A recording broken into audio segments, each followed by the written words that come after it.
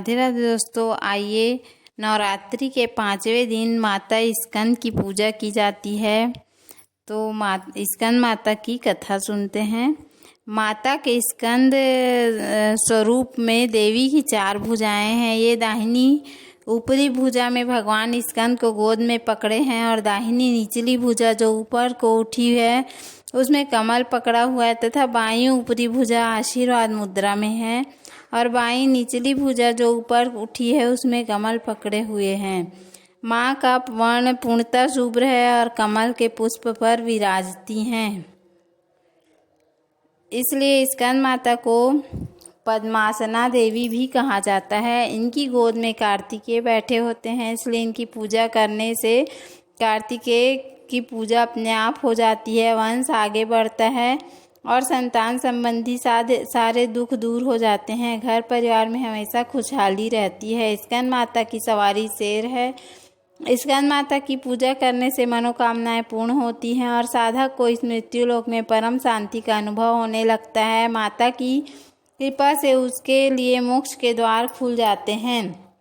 स्कंद माता की आराधना करते समय बोले जाने वाले श्लोक: या देवी सर्वभूतेषु स्कंद माता रूपेण संस्था, नमस्तस्यै नमस्तस्यै नमस्तस्यै नमो नमः।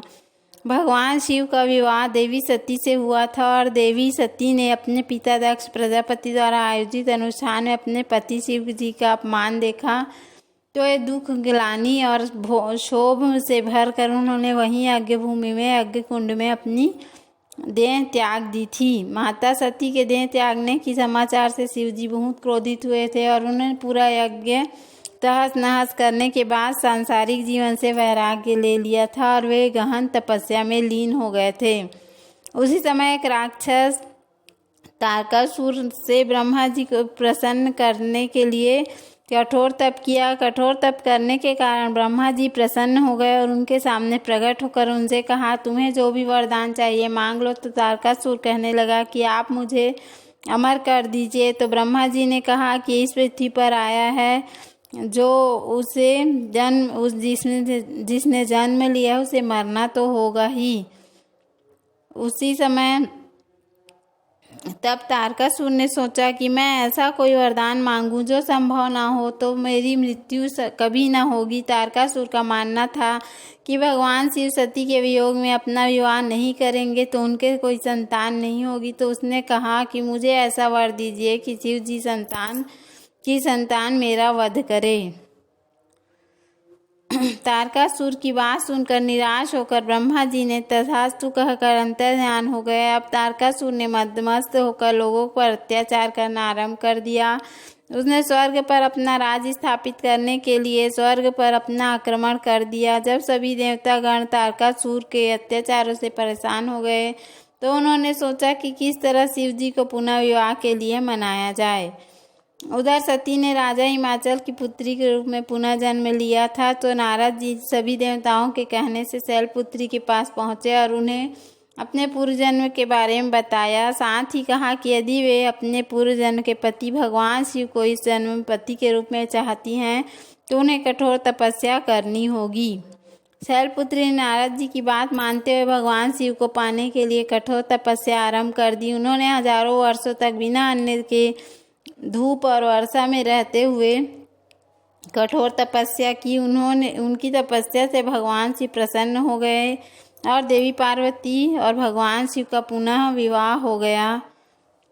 इसके पश्चात देवी पार्वती की ऊर्जा भगवान शिव की ऊर्जा के साथ संयुक्त हुई तो उनके संयोग से एक बीज उत्पन्न हुआ। फिर भगवान शिव ने उस बीज को इंद्रदेव को सौंपा और कहा कि यही बीज उनकी और समस्त देवताओं की रक्षा करेगा। वह उग्र बीज इतना गर्म था कि देवराज इंद्र उसे पकड़ने में असमर्थ थे।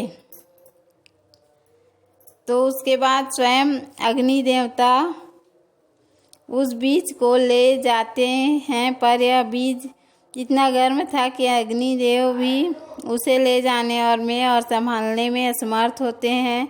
तब अग्निदेव जलन को शांत करने के लिए उस ज्वलंत बीज को लेकर गंगा मैया के पास जाते हैं और वह भी गंगा मैया को समझाकर अपने हाथ की जलन को शांत करने के लिए अपने हाथ गंगा मैया के जल से में डुबोते हैं और उस उग्र बीज को गंगा मैया को सौंप देते हैं। गंगा मैया तो शीतल होती हैं। गंगा मैया ने सुरक्षित रूप से उस बीज को ले लिया और उसे श्रवण वन को सौंप दिया। यहाँ उस बीज के 6 बहनों के द्वारा देखभाल की गई, जिन्हें कृतिका के नाम से जाना जाता है। उस समय के साथ वह बीज बच्चे में बदल गया, क्योंकि वह बीज भगवान शिव और माँ पार्वती की ऊर्जा से तैयार हुआ था, इसलिए वह बच्चा भगवान शिव और माता पार्वती की संतान के रूप में जाना जाने लगा। और कार्तिक ने उससे की देखभाल की थी, तो उस बच्चे का नाम कार्तिकेय हुआ। यही भगवान कार्तिकेय और कार्तिक मास के स्वामी हैं।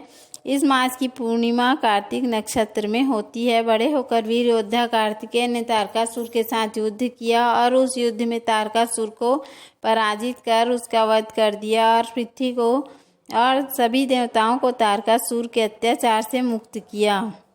जिन लोगों की जन्म कुंडली में बृहस्पति ग्रह कमजोर होते हैं, वे यदि इस दिन स्कंद माता की पूजा करते हैं तो बृहस्पति की अशुभता दूर होती है। वहीं बृहस्पति ग्रह मजबूत होता है। बृहस्पति ग्रह शिक्षा, उच्च पद और मान सम्मान का कारक है। ओम दुर्गाय नमः। तो उम्मीद है आपको हमारा वीडियो पसंद आया होगा। यदि हमारा वीडियो पसंद आया तो वीडियो को लाइक करें, चैनल को सब्सक्राइब करें। धन्यवाद। राधे।